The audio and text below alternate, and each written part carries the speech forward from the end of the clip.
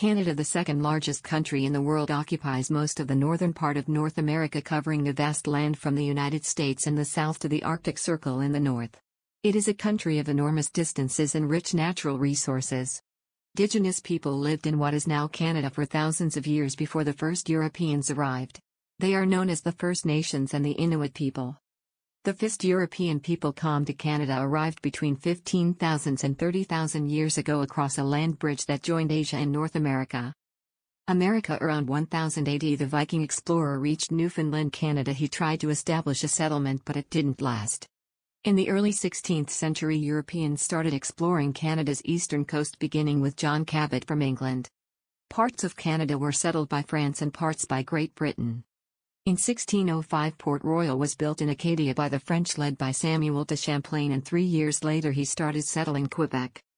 The French and Aboriginal people collaborated in the vast fur trade economy driven by the demand for beaver pelts in Europe. In the 1700s, France and Great Britain battled for control of North America. In 1759, the British defeated the French in the Battle of the Plains of Abraham in Quebec City, marking the end of France's empire in America.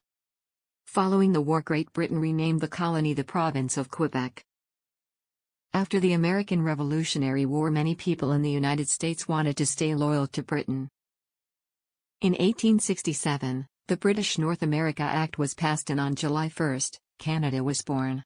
Made up of 4 provinces, Ontario, Quebec, New Brunswick and Nova Scotia, it was a self-governing nation within the British Empire. Only a few things, such as relations with other countries, would still be decided by Britain. The Manitoba Act, creating the new province and bringing into Confederation, was passed by the Canadian Parliament and received royal assent on May 12, 1870. 1 year after Manitoba joined Canada, British Columbia did too, but on condition that it was connected to Canada by rail.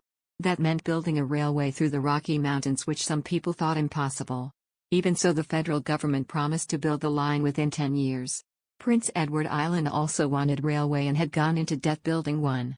Its main industry, making wooden ships, wasn't bringing in much money because many ships now had iron hulls. As well, much of PEI was still owned by people in Britain. Canada offered to help buy the land as well as paying the railway debts.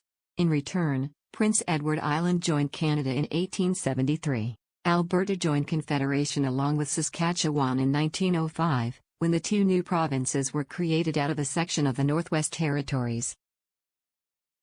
In 1864, Newfoundland delegates attended the Quebec Conference and signed the resolutions which became a foundation of the 1867 British North America Act. But it was not until over 80 years later, in 1949, that Newfoundland became a Canadian province. In December 2001, the province of Newfoundland became officially the Province of Newfoundland and Labrador following the adoption of an amendment to the Constitution of Canada. Now, there are 10 Canadian provinces, with 3 territories to the north. The provinces are Alberta, British Columbia, Manitoba, New Brunswick, Newfoundland, and Labrador, Nova Scotia, Ontario, Prince Edward Island, Quebec, and Saskatchewan. The 3 territories are Northwest Territories, Nunavut, and Yukon. Oh my God, I'm tired. I'm going for a walk in Alberta. Thanks for watching this video. Please subscribe to my channel. See you in the next video. Bye.